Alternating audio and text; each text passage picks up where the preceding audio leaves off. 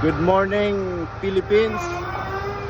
Good evening here in Quebec, Canada.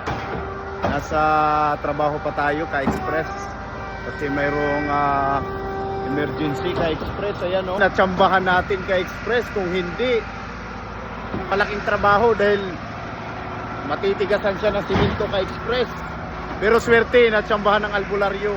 Gumana ngayon, alright? Ayan yung isa. Nagkaroon din ng problema, natsambahan din, gumana. Kasi kung hindi yan gagana ka-express, mas malaking problema dahil matigasan ng simento yan. Ayan, ang haba niyan, no? Buti ka mo, nagtsambahan. Thanks, Lord. Thank you, Lord.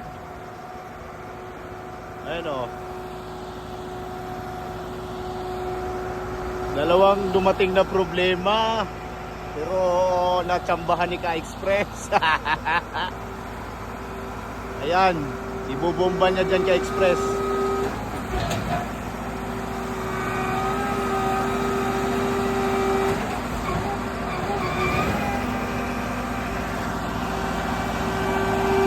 Layo tayo ka-express kasi delikado yan.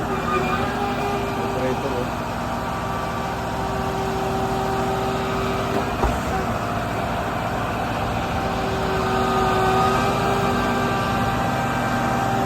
Alright, yun lang ang update ka-express. Lunes ngayon dito. Yan, hapon na ngayon. Yun lang ang update. Alright, ciao!